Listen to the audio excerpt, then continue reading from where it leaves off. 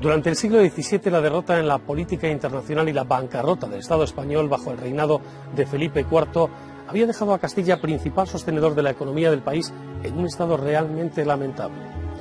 Despoblación, hundimiento de la agricultura y la industria, hambre, continuas devaluaciones de la moneda habían paralizado la economía y sumido a España en un ambiente de pesimismo e incertidumbre ante el futuro. En el exterior, entre tanto, los extremadamente largos conflictos en Flandes y la Guerra de los 30 años habían debilitado enormemente al ejército, que para poder sostener todos los frentes en los que se encontraba inmerso necesitó reclutar a soldados muy poco preparados y además sin ningún tipo de motivación personal ni tampoco económica, ya que recibían su soldada con varios meses de retraso.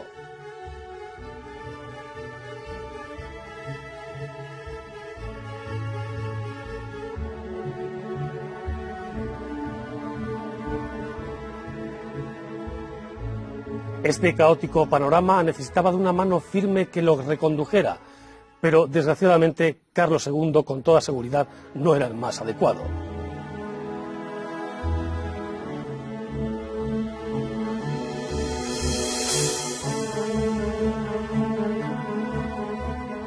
Enfermizo y débil de carácter, fue un completo títere en manos de las camarillas de la corte y un juguete de intrigas políticas y palaciegas.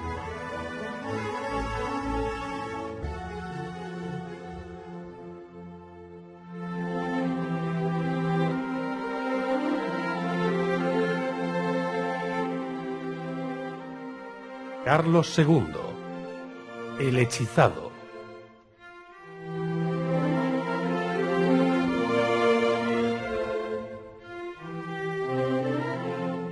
El 6 de noviembre de 1661 nace en Madrid Carlos, hijo menor de Felipe IV, fruto de su segundo matrimonio con Mariana de Austria.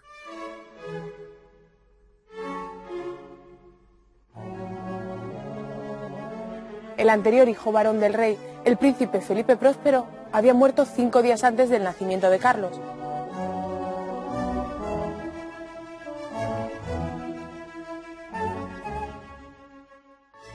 Por lo que éste, desde el momento de su alumbramiento, se convierte en el heredero legítimo al trono.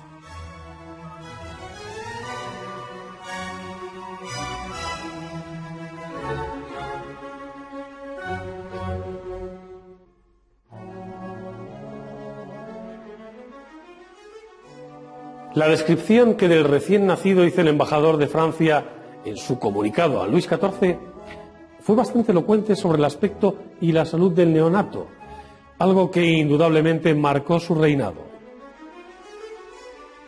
Parece bastante débil, muestra signos de degeneración, flemones en las mejillas, la cabeza está llena de costras y el cuello le supura.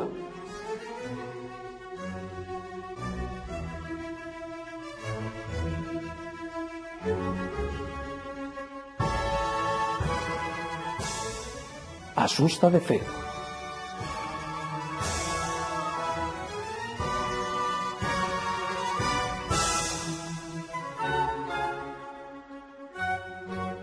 Cuando Carlos cuenta apenas 4 años de edad, muere su padre y la reina asume la regencia asesorada por una junta de gobierno.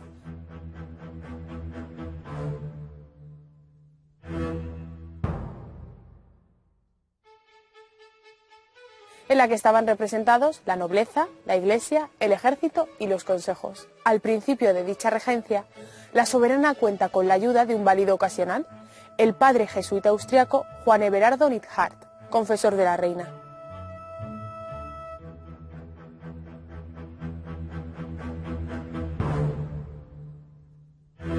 Él es quien realmente toma las decisiones más importantes.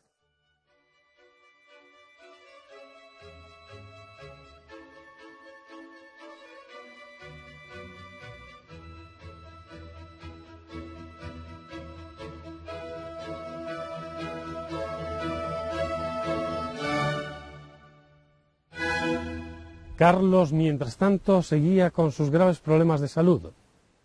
A los 5 años andaba con dificultad. Aprendió a hablar a los 10. No supo leer hasta los 12 años y escribir tan solo su firma a los 15.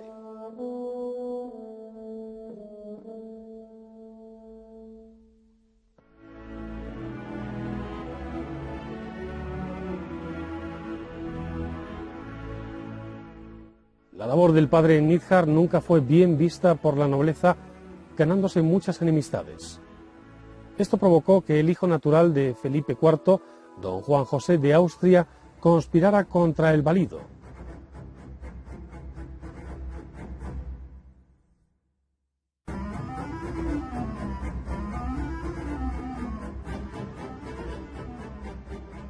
Desde Barcelona, ciudad que había tomado con las tropas de la corona, marchó sobre Madrid y presentó un ultimátum a la reina.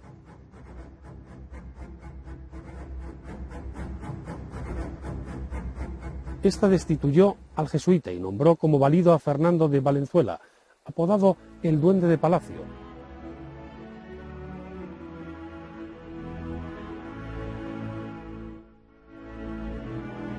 Un supuesto amante de la reina, a quien la nobleza nunca había terminado de aceptar.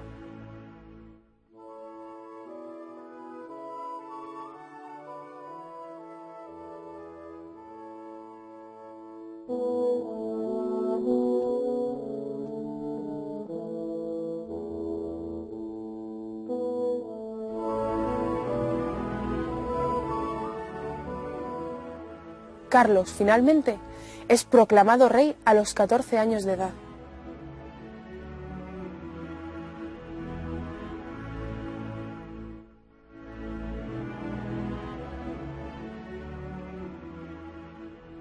Su preparación es bastante deficiente, ya que las expectativas que su mala salud despertaban no hacían prever que fuera a vivir demasiado tiempo.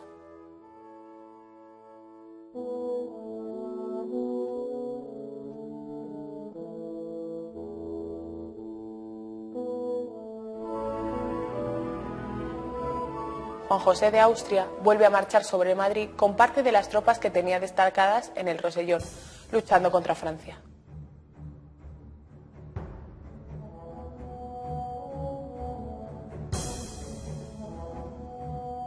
Pero esta vez, el apoyo popular hace que su intento por hacerse con el control del gobierno triunfe. Depone a Valenzuela, destierra a la reina al Alcázar de Toledo y asume el poder. De esta forma, Juan José de Austria se convierte en el nuevo valido. Como primera medida, don Juan José propone a la regente la creación de una junta de alivio, encargada de llevar a cabo el programa político que él mismo ha confeccionado. Entre las pretensiones del nuevo valido se encuentra una rebaja de los impuestos, así como suavizar las medidas para facilitar su cobro. Solicita también que se mejore la administración de justicia, que la educación del rey se realice con mayor esmero y que no se concedan los cargos de inquisidor o confesor a extranjeros. Todas estas resoluciones son del agrado del pueblo. España se ha visto obligada a ceder a Francia el Franco Condado, mediante la paz de Nimega en 1679. Esto, sumado a la grave crisis económica que sufre el país, tras años de pésimas cosechas, la peste extendiéndose por el campo y la paralización del comercio, hacen que la popularidad del nuevo valido caiga en picado.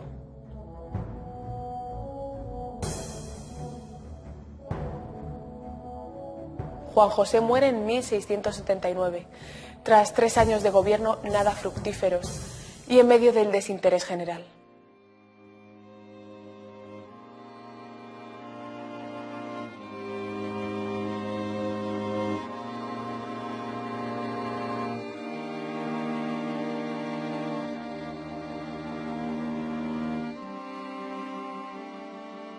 Ese mismo año el rey se casó con la princesa francesa María Luisa de Orleans, sobrina del rey Luis XIV de Francia.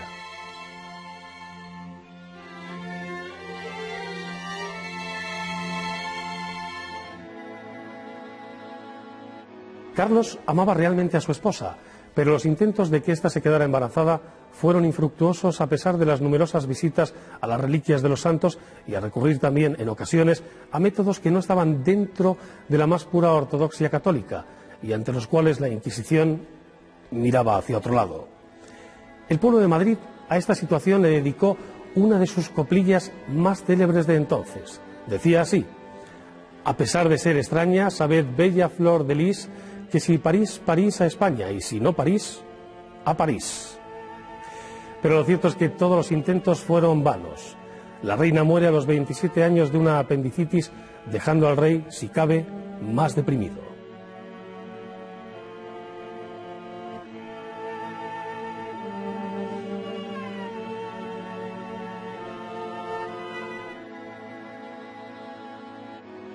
Consciente el propio rey de su incapacidad para gobernar, nombra como nuevo válido al duque de Medinaceli.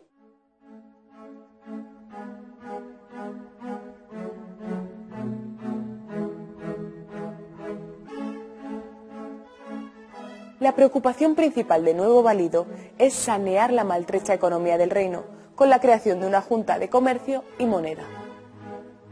La medida no funciona, pero sienta las bases para las reformas siguientes realizadas por los Borbones. Pero el tema más acuciante es que el rey todavía no tiene heredero.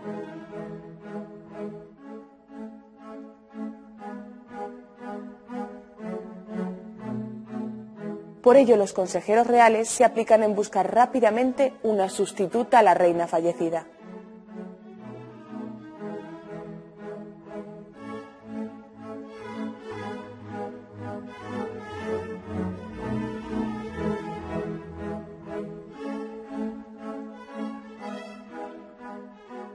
La elegida fue Mariana de Neoburgo, hija de los electores de Sajonia.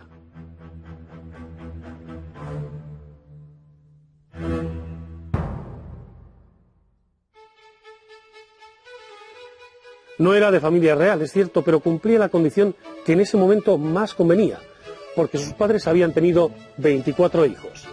Una fertilidad que, según los consejeros reales, solucionaría el problema de la sucesión. La boda se celebró en Valladolid en mayo de 1690, en medio de grandes celebraciones, como era tradición. Pero al poco tiempo, la reina descubrió que el problema de la sucesión no estaba en las esposas, sino en el propio rey.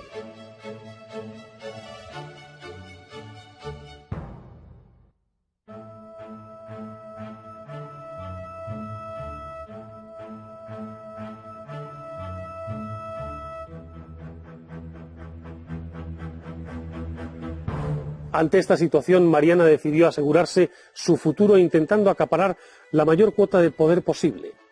Decidió tomar entonces parte activa en las luchas palaciegas, mezclando al propio rey en las intrigas sucesorias.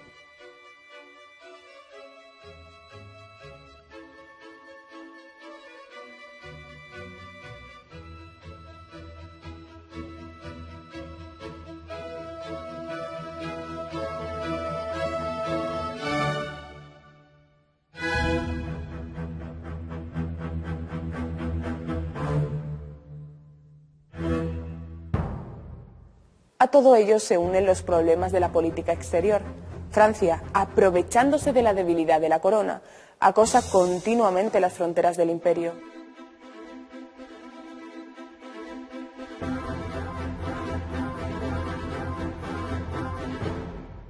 Así, se apodera de Luxemburgo, mediante la tregua de Ratisbona en 1684, e invade Cataluña en 1691. 6 años más tarde se firma la Paz de Ryswick, tras la ocupación francesa del Palatinado. Dicha paz realmente sienta las bases para que Francia en un futuro pueda acceder al trono español.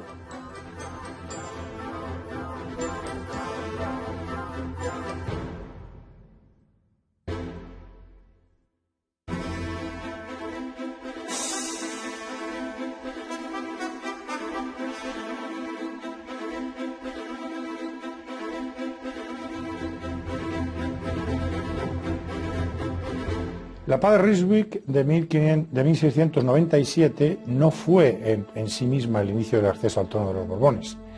El acceso al trono de los Borbones se empieza a ver posible cuando transcurre el reinado de Carlos II, que era un personaje muy débil físicamente y también de pocas capacidades intelectuales. A medida que transcurre el reinado y se ve que es muy difícil que este hombre vaya a ser capaz de engendrar un hijo. Y claro, si él no va a tener un descendiente directo, pues entonces el trono va a ser para uno de los familiares. Y las dos familias reales cercanas son Habsburgo de Viena y Borbones de París. Claro, a medida que transcurre el reinado, esto va siendo más evidente. Pero los Borbones están enfrentados a la política española casi todo el reinado. Luis XIV está en guerras casi constantes con España.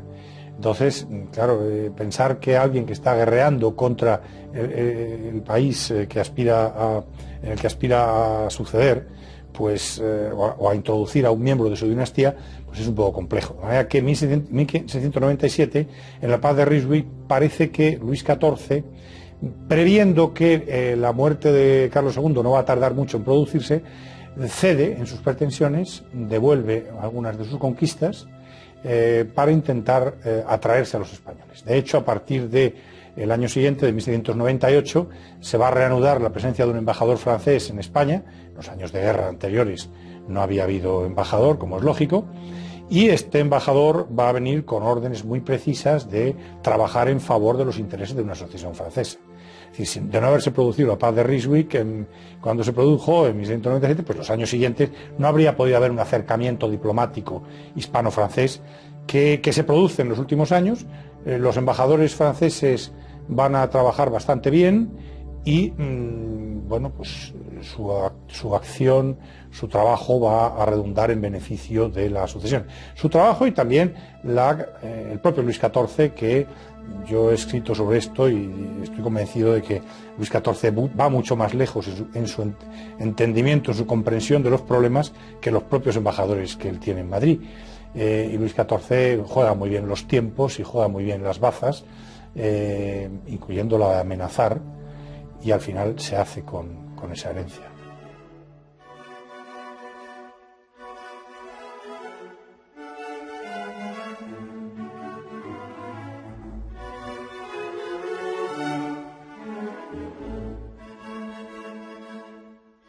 Ocupados los consejeros en intrigas palaciegas, el gobierno y la administración del Estado se encuentran totalmente abandonados. Tamaño desgobierno, unido a las malas cosechas, provocan escasez, carestía y hambre en la capital.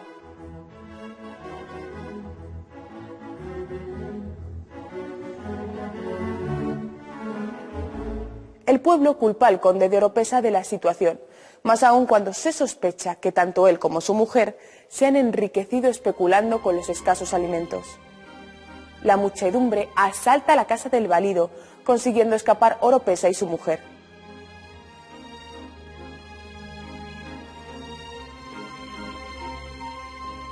A esta revuelta se la conoce como el motín de los gatos y provoca que el rey destituya al valido desterrándole a la Puebla de Montalbán.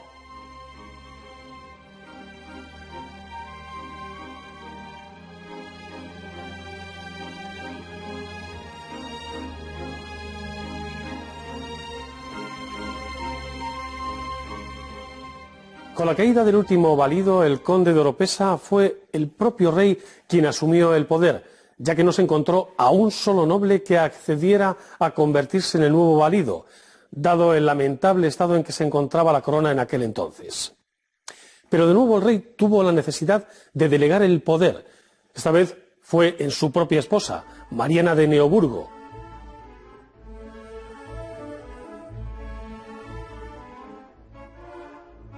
Fue ella quien asumió el mando, con el consejo del arzobispo de Toledo, Luis Fernández de Portocarrero.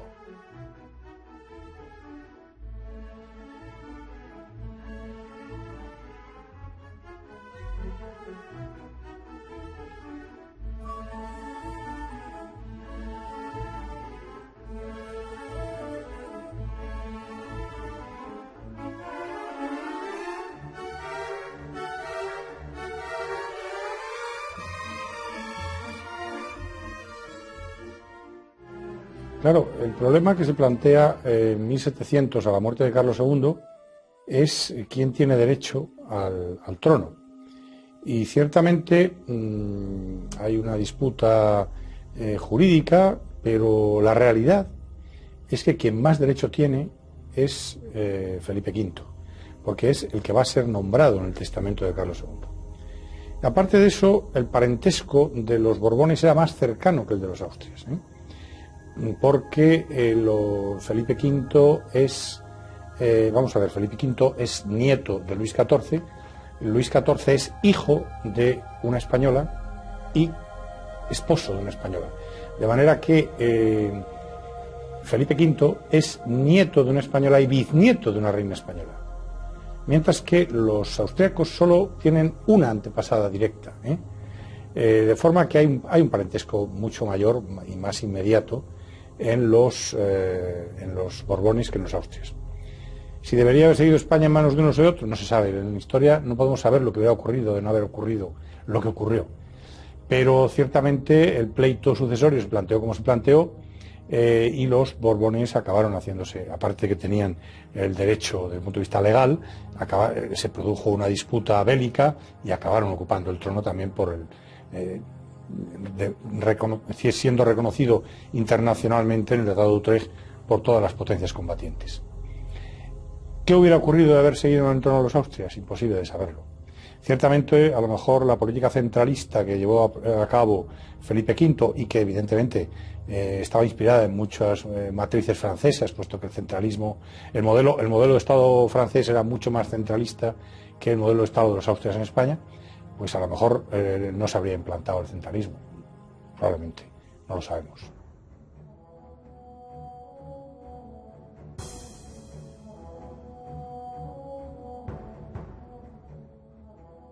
Es por todos asumido que el reino va a tener descendencia directa, por lo que se pacta que el sucesor sea el príncipe bávaro José Fernando de Baviera, nieto del emperador Leopoldo I de Austria.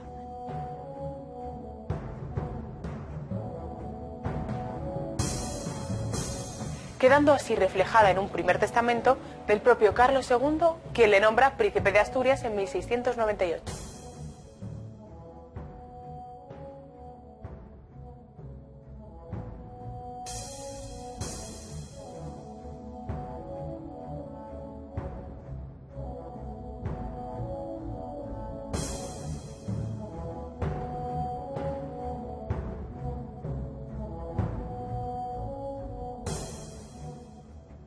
Pero José Fernando de Baviera muere un año después.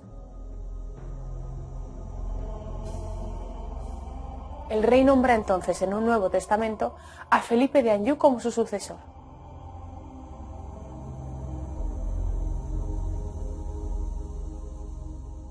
Felipe, nieto de Luis XIV y María Teresa de Austria, hermana de Carlos II, cuenta con el apoyo del cardenal Portocarrero.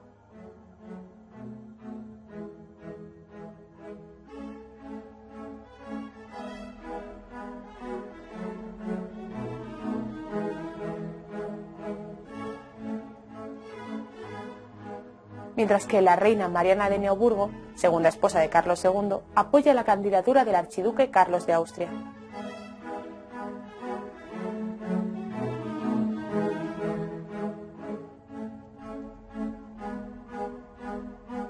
Las pretensiones del archiduque Carlos son apoyadas por Inglaterra y Holanda, que no desean ver en manos francesas el todavía poderoso contingente naval español.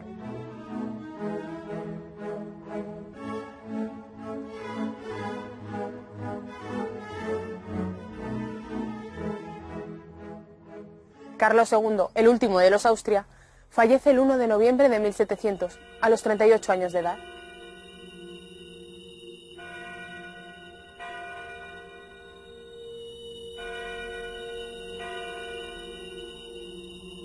El informe de la autopsia es harto elocuente sobre las condiciones físicas del monarca en el momento de su fallecimiento.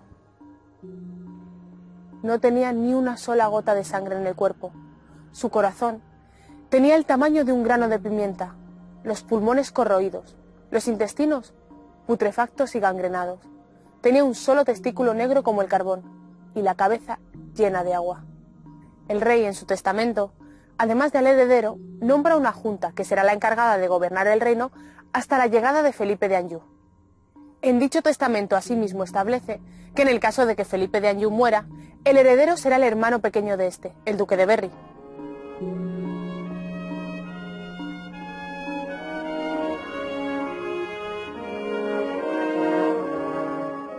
Y en tercer lugar de la línea sucesoria, designa al archiduque Carlos.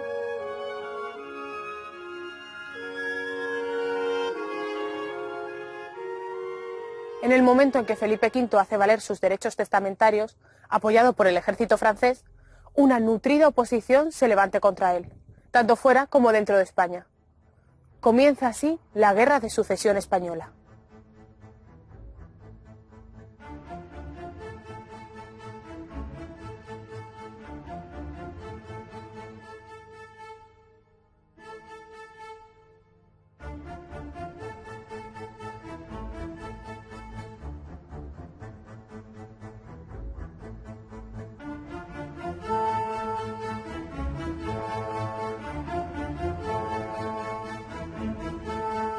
El reinado de Carlos II para España pues supuso, es el periodo final de los Austrias, esto es una obviedad, pero es un reinado muy maltratado por la historiografía. Yo diría que injustamente maltratado, porque ha sido juzgado como la etapa final y desastrosa de la experiencia hegemónica de España, la época de la decadencia. Y a todo ello ha contribuido además pues la figura del rey, que evidentemente pues es un personaje débil físicamente, con escasas cualidades intelectuales, escasas capacidades, y todo ello se ha juntado para constituir esta época, para los historiadores, la decadencia, punto. Esto ha ocultado todo. La realidad es que la época es menos negativa de lo que se ha visto tradicionalmente. España siguió siendo una potencia internacional importante. España mantuvo sus posesiones europeas, básicamente.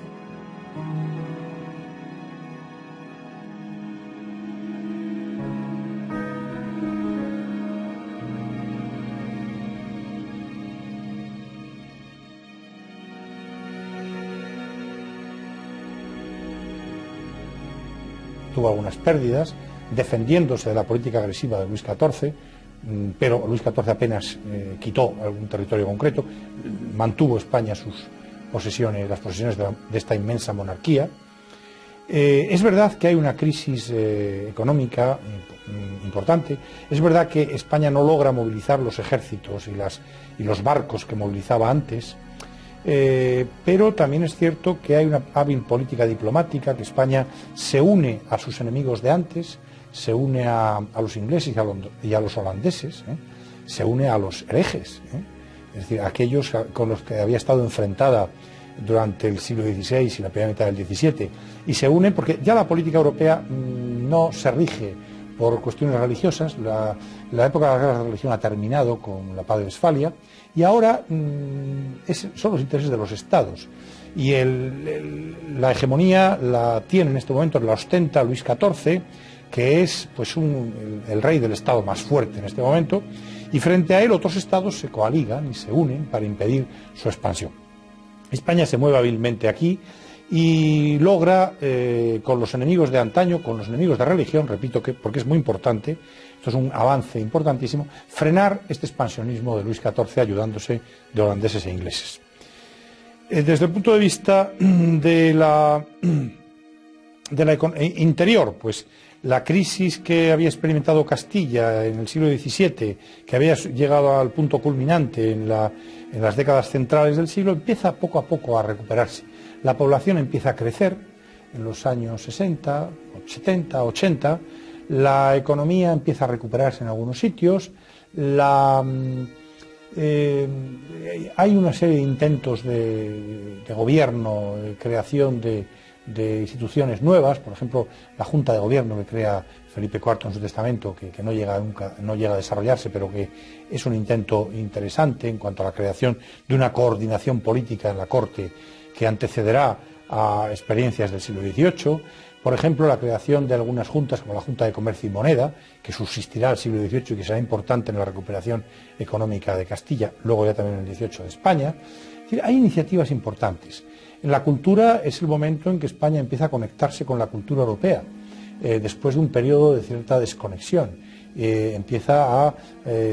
Las novedades científicas de la Europa del XVII empiezan a llegar a España tímidamente en las últimas décadas del siglo XVII. Desde el punto de vista de la hacienda, Castilla había estado esquilmada, muy fuertemente gravada por los impuestos durante el 16, el 17, para sostener estas guerras, esta política de hegemonía. Ahora la política de hegemonía ha concluido. Ya las guerras son unas guerras defensivas frente a los ataques de Luis XIV, mucho menos costosas, que implican menos hombres, que implican menos dinero, y hay una cierta recuperación. Yo he escrito en algún sitio que se trata de una época, una cierta posguerra. Después de la guerra, con todos sus esfuerzos, hay una pequeña recuperación. Hablo esencialmente de Castilla, Y es una época en la que no aumentan los impuestos, a diferencia del reinado de Felipe III, de Felipe IV, de Felipe II, de Carlos V. Es el único de los Austrias donde no se aumentan los impuestos, en cuyo reinado no se aumentan los impuestos. E incluso hay medidas reformistas importantes. Por ejemplo, todas esas alteraciones de la moneda de vellón que durante el siglo XVII empiezan con Felipe III y que suponen un caos para la economía castellana y incluso un impuesto, puesto que al final las clases más bajas, las clases con menos recursos, las clases más pobres son las que más lo sufren. Esa alteración de la moneda termina con Carlos II. Empieza una cierta estabilidad monetaria a partir de los años 80. Es una época en la que llega al poder, se dice que es el momento de máximo de llegada al poder de la aristocracia. Los aristócratas toman el poder. Pero esto que se ha visto siempre con una connotación negativa, la realidad es que hay algunas iniciativas de gobierno interesantes, como ya he dicho antes. Es una etapa, por tanto, mucho más contrastada de lo que se había pensado siempre y en la que ese término tradicional de decadencia hay que verle con, entre comillas. Yo creo que no hay tanta decadencia como se ha dicho, es una etapa mucho más interesante. De hecho, ahora la están estudiando mucho los historiadores, cuando había sido tradicionalmente una etapa olvidada bajo esa idea de la decadencia. Las relaciones entre la corona y los reinos, después de la crisis que supuso la revuelta catalana de 1740, las relaciones constitucionales entre la corona y algunos de los territorios, como Cataluña, que habían pasado por una fuerte crisis en tiempos de Felipe IV, ahora se reorganizan y se producen en una situación de armonía, hasta el punto de que, de bastante mayor armonía que antes, hasta el punto de que cuando muera Carlos II, algunos catalanes dirán que ha sido el mejor rey que ha tenido Cataluña. Y cuando viene a España un rey Borbón, en Cataluña hay fuertes intereses, en Cataluña, en Valencia, en Aragón, incluso también en la corona de Castilla, puesto que no olvidemos que la guerra de sucesión tiene mucho de guerra civil. Hay fuertes intereses y fuertes sectores que quieren que continúe la Casa de Austria. Y en la corona de Aragón, entre los grupos dirigentes, hay muchos sectores que quieren que siga la Casa de Austria porque el juicio final que se hace a la Casa de Austria tras el reinado de Carlos II es positivo. Para ciertos territorios, la época de Carlos II, en concreto para Cataluña, será un periodo de comienzo de un cierto auge económico. Es decir, es una época mucho más compleja, mucho más contrastada de lo que se ha visto siempre y que desde luego no podemos seguir viendo, condenando bajo esa etiqueta de la decadencia, que es falsa, y que tampoco podemos juzgar estrictamente desde la personalidad triste, desgarbada y verdaderamente poco atractiva del rey. La monarquía era bastante más que el rey, afortunadamente.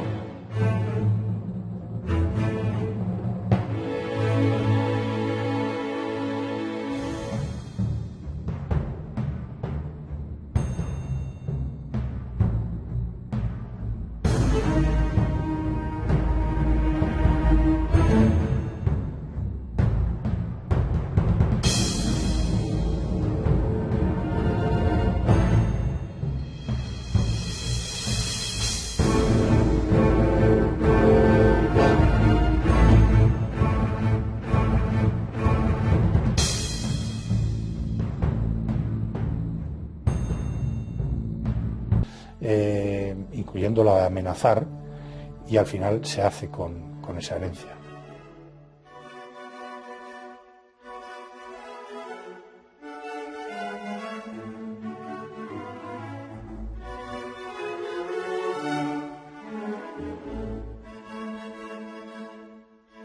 Ocupados los consejeros en intrigas palaciegas, el gobierno y la administración del Estado se encuentran totalmente abandonados. Tamaño desgobierno, unido a las malas cosechas, provocan escasez, carestía y hambre en la capital.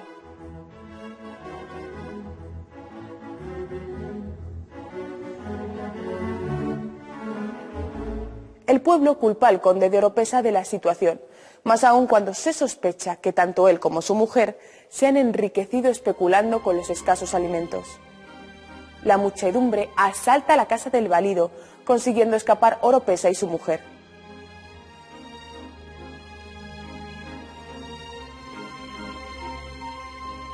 A esta revuelta se la conoce como el motín de los gatos y provoca que el rey destituya al valido desterrándole a la Puebla de Montalbán.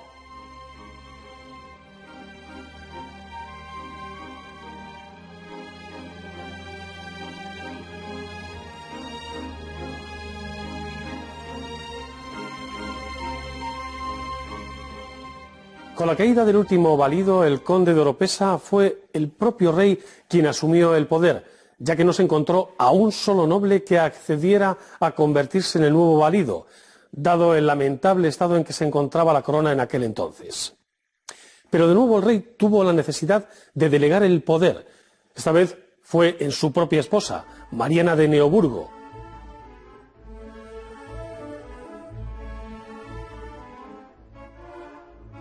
Fue ella quien asumió el mando, con el consejo del arzobispo de Toledo, Luis Fernández de Portocarrero.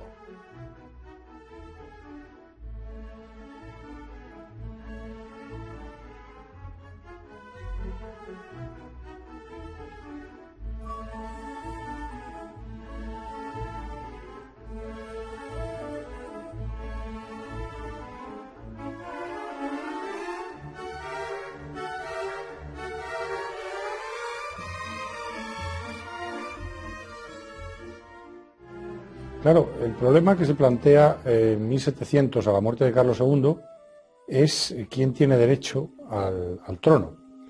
Y ciertamente hay una disputa jurídica, pero la realidad es que quien más derecho tiene es Felipe V, porque es el que va a ser nombrado en el testamento de Carlos II.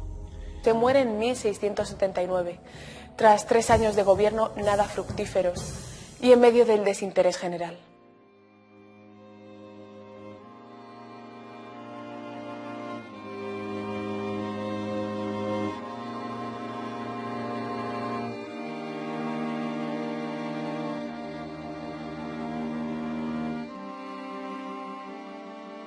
Ese mismo año el rey se casó con la princesa francesa María Luisa de Orleans, sobrina del rey Luis XIV de Francia.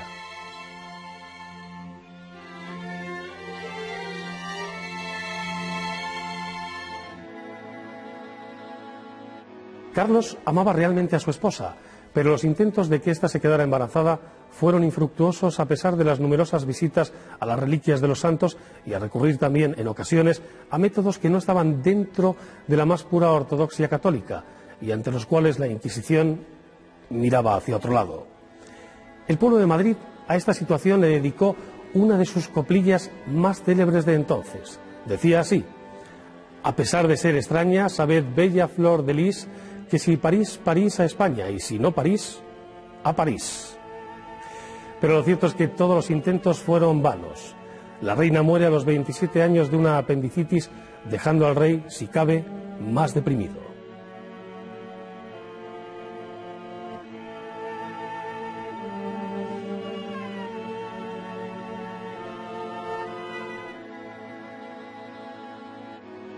Consciente el propio rey de su incapacidad para gobernar, nombra como nuevo válido al duque de Medinaceli.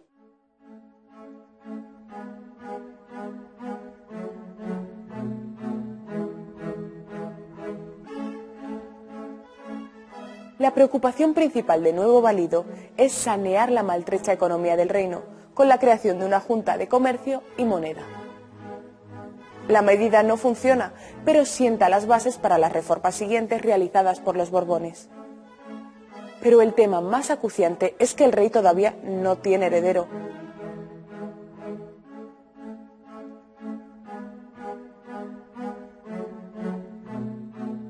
Por ello, los consejeros reales se aplican en buscar rápidamente una sustituta a la reina fallecida.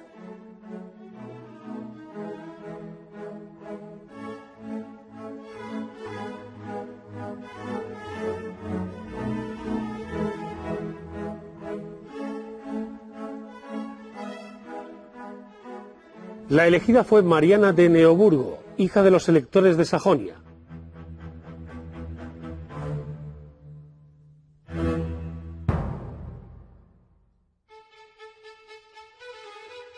No era de familia real. La época es menos negativa de lo que se ha visto tradicionalmente.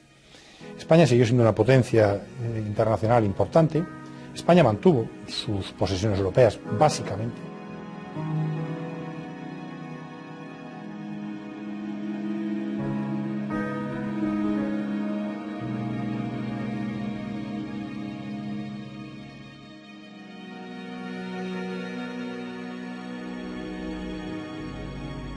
Tuvo algunas pérdidas, defendiéndose de la política agresiva de Luis XIV, pero Luis XIV apenas quitó algún territorio concreto, mantuvo España sus posesiones, las posesiones de esta inmensa monarquía. Es verdad que hay una crisis económica importante, es verdad que España no logra movilizar los ejércitos y los barcos que movilizaba antes, pero también es cierto que hay una hábil política diplomática, que España se une a sus enemigos de antes, se une a los ingleses y a los holandeses, se une a los herejes, es decir, a aquellos con los que había estado enfrentada durante el siglo XVI y la primera mitad del XVII, y se une porque ya la política europea no se rige por cuestiones religiosas. La época de las guerras de religión ha terminado con la paz de Westfalia y ahora son los intereses de los estados, y la hegemonía la tiene en este momento, la ostenta Luis XIV, que es pues el rey del estado más fuerte en este momento, y frente a él otros estados se coaligan y se unen para impedir su expansión. España se mueve hábilmente aquí y logra, con los enemigos de antaño, con los enemigos de religión, repito que porque es muy importante, esto es un avance importantísimo, frenar este expansionismo de Luis XIV ayudándose de holandeses e ingleses. Desde el punto de vista de la interior, pues la crisis que había experimentado Castilla en el siglo XVII, que había llegado al punto culminante en las décadas centrales del siglo, empieza poco a poco a recuperarse. La población empieza a crecer en los años 60, 70, 80, la economía empieza a recuperarse en algunos sitios, hay una serie de intentos de gobierno, de creación de instituciones nuevas, por ejemplo, la Junta de Gobierno que crea Felipe IV en su testamento, que no llega a desarrollarse, pero que es un intento interesante en cuanto a la creación de una coordinación política en la corte que antecederá a experiencias del siglo XVIII. Por ejemplo, la creación de algunas juntas, como la Junta de Comercio y Moneda, que subsistirá al siglo XVIII y que será importante en la recuperación económica de Castilla, luego ya también en el XVIII de España. Es decir, hay iniciativas importantes. En la cultura es el momento en que España empieza a conectarse con la cultura europea. Es verdad que hay una crisis económica importante, es verdad que España no logra movilizar los ejércitos y los barcos que movilizaba antes, pero también es cierto que hay una hábil política diplomática, que España se une a sus enemigos de antes, se une a los ingleses y a los holandeses, se une a los herejes, es decir, a aquellos con los que había estado enfrentada durante el siglo XVI y la primera mitad del XVII, y se une porque ya la política europea no se rige por cuestiones religiosas. La época de las guerras de religión ha terminado con la paz de Westfalia y ahora son los intereses de los estados, y la hegemonía la tiene en este momento, la ostenta Luis XIV, que es pues el rey del estado más fuerte en este momento, y frente a él otros estados se coaligan y se unen para impedir su expansión. España se mueve hábilmente aquí y logra, con los enemigos de antaño, con los enemigos de religión, repito que porque es muy importante, esto es un avance importantísimo, frenar este expansionismo de Luis XIV ayudándose de holandeses e ingleses. Desde el punto de vista de la interior, pues la crisis que había experimentado Castilla en el siglo XVII, que había llegado al punto culminante en las décadas centrales del siglo, empieza poco a poco a recuperarse. La población empieza a crecer en los años 60, 70, 80, la economía empieza a recuperarse en algunos sitios, hay una serie de intentos de gobierno, de creación de instituciones nuevas, por ejemplo, la Junta de Gobierno que crea Felipe IV en su testamento, que no llega a desarrollarse, pero que es un intento interesante en cuanto a la creación de una coordinación política en la corte que antecederá a experiencias del siglo XVIII. Por ejemplo, la creación de algunas juntas, como la Junta de Comercio y Moneda, que subsistirá al siglo XVIII y que será importante en la recuperación económica de Castilla, luego ya también en el XVIII de España. Es decir, hay iniciativas importantes. En la cultura es el momento en que España empieza a conectarse con la cultura europea, después de un periodo de cierta desconexión. Las novedades científicas de la Europa del XVII empiezan a llegar a España tímidamente en las últimas décadas del siglo XVII. Desde el punto de vista de la hacienda, Castilla había estado esquilmada, muy fuertemente gravada por los impuestos durante el XVI, el XVII, para sostener estas guerras, esta política de hegemonía. Ahora la política de hegemonía ha concluido. Ya las guerras son unas guerras defensivas frente a los ataques de Luis XIV, mucho menos costosas, que implican menos hombres, que implican menos dinero y... Carlos II, el último de los Austria, fallece el 1 de noviembre de 1700, a los 38 años de edad.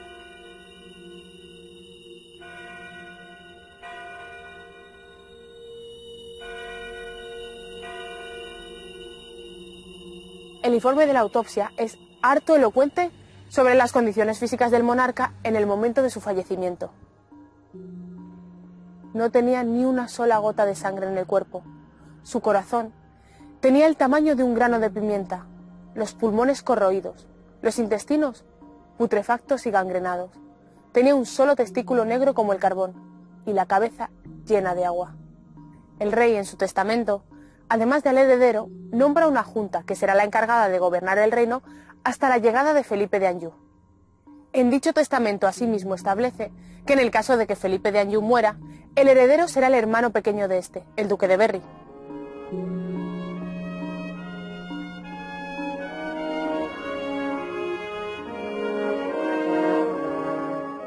Y en tercer lugar de la línea sucesoria, designa al archiduque Carlos.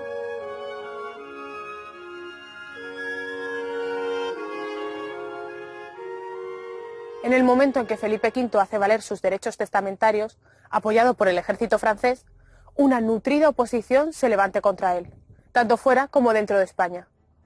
Comienza así la Guerra de Sucesión Española.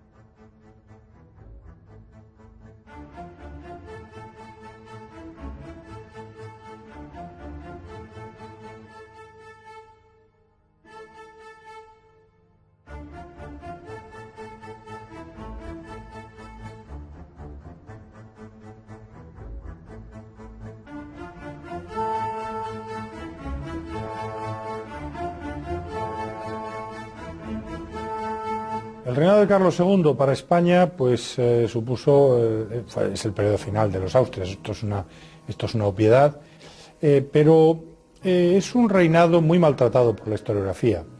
Yo diría que injustamente maltratado, porque ha sido juzgado como la etapa final y desastrosa de la experiencia hegemónica de España, la época de la decadencia.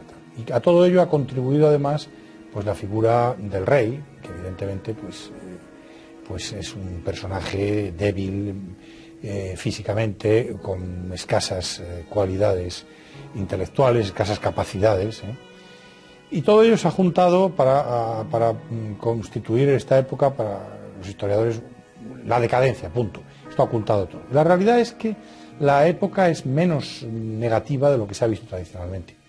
Obviamente con escasas cualidades intelectuales, escasas capacidades, y todo ello se ha juntado para constituir esta época, para los historiadores, la decadencia, punto. Esto ha ocultado todo. La realidad es que la época es menos negativa de lo que se ha visto tradicionalmente.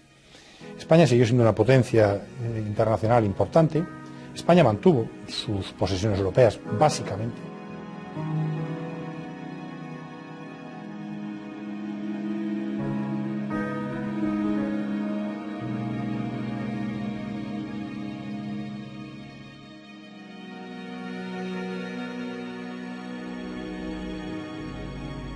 Tuvo algunas pérdidas, defendiéndose de la política agresiva de Luis XIV, pero Luis XIV apenas quitó algún territorio concreto, mantuvo España sus posesiones, las posesiones de esta inmensa monarquía. Es verdad que hay una crisis económica importante, es verdad que España no logra movilizar los ejércitos y los barcos que movilizaba antes, pero también es cierto que hay una hábil política diplomática, que España se une a sus enemigos de antes, se une a los ingleses y a los holandeses, se une a los herejes, es decir, a aquellos con los que había estado enfrentada durante el siglo XVI y la primera mitad del XVII, y se une porque ya la política europea no se rige por cuestiones religiosas. La época de las guerras de religión ha terminado con la paz de Westfalia, y ahora son los intereses de los estados, y la hegemonía la tiene en este momento, la ostenta Luis XIV, que es pues el rey del estado más fuerte en este momento, y frente a él otros estados se coaligan y se unen para impedir su expansión. España se mueve hábilmente aquí y logra, con los enemigos de antaño, con los enemigos de religión, repito que porque es muy importante, esto es un avance importantísimo, frenar este expansionismo de Luis XIV ayudándose de holandeses e ingleses. Desde el punto de vista de la interior, pues la crisis que había experimentado Castilla en el siglo XVII, que había llegado al punto culminante en las décadas centrales del siglo, empieza poco a poco a recuperarse. La población empieza a crecer en los años 60, 70, 80, la economía empieza a recuperarse en algunos sitios, hay una serie de intentos de gobierno, de creación de instituciones nuevas, por ejemplo, la Junta de Gobierno que crea Felipe IV en su testamento, que no llega a desarrollarse, pero que es un intento interesante en cuanto a la creación de una coordinación política en la corte que antecederá a experiencias del siglo XVIII, por ejemplo, la creación. Un supuesto amante de la reina, a quien la nobleza nunca había terminado de aceptar.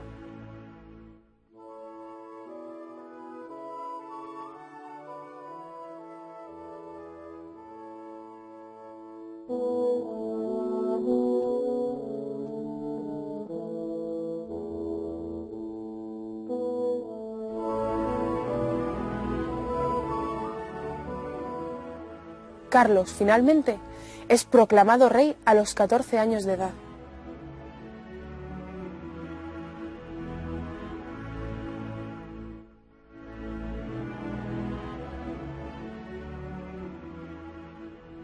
Su preparación es bastante deficiente, ya que las expectativas que su mala salud despertaban no hacían prever que fuera a vivir demasiado tiempo.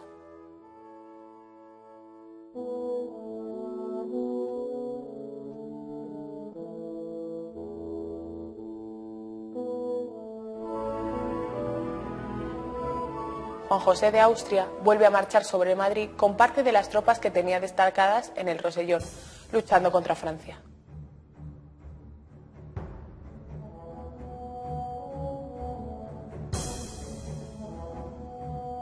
Pero esta vez, el apoyo popular hace que su intento por hacerse con el control del gobierno triunfe. Depone a Valenzuela, destierra a la reina al Alcázar de Toledo y asume el poder. De esta forma, Juan José de Austria se convierte en el nuevo valido. Como primera medida, don Juan José propone a la regente la creación de una junta de alivio, encargada de llevar a cabo el programa político que él mismo ha confeccionado. Entre las pretensiones del nuevo valido se encuentra una rebaja de los impuestos, así como suavizar las medidas para facilitar su cobro. Solicita también que se mejore la administración de justicia, que la educación del rey se realice con mayor esmero y que no se concedan los cargos de inquisidor o confesor a extranjeros. Todas estas resoluciones son del agrado del pueblo. España se ha visto obligada a ceder a Francia el Franco Condado, mediante la paz de Nimega en 1679. Esto, sumado a la grave crisis económica que sufre el país, tras años de pésimas cosechas, la peste extendiéndose por el campo y la paralización del comercio, hacen que la popularidad del nuevo valido caiga en picado.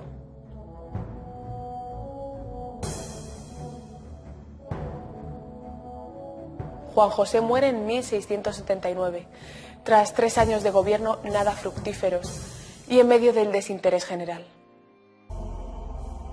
El rey nombra entonces en un Nuevo Testamento a Felipe de Anjou como su sucesor.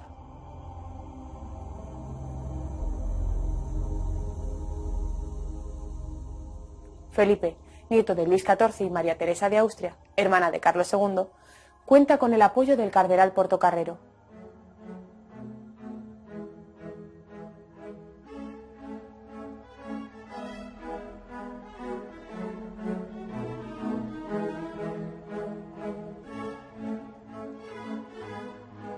Mientras que la reina Mariana de Neoburgo, segunda esposa de Carlos II, apoya la candidatura del archiduque Carlos de Austria.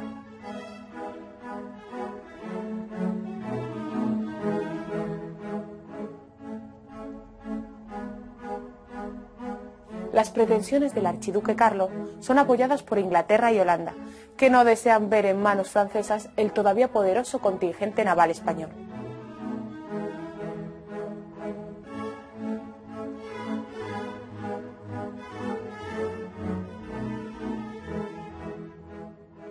Carlos II, el último de los Austria, fallece el 1 de noviembre de 1700, a los 38 años de edad.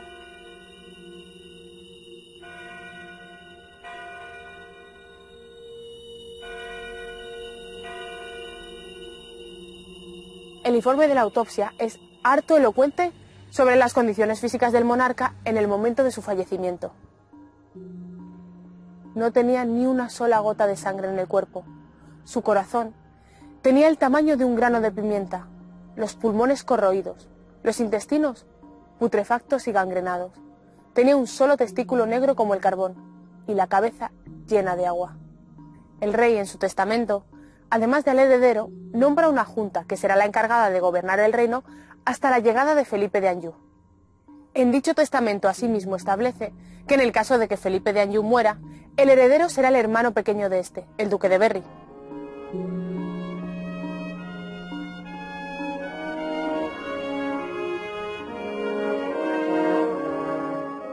Y en tercer lugar de la línea sucesoria, designa al archiduque Carlos.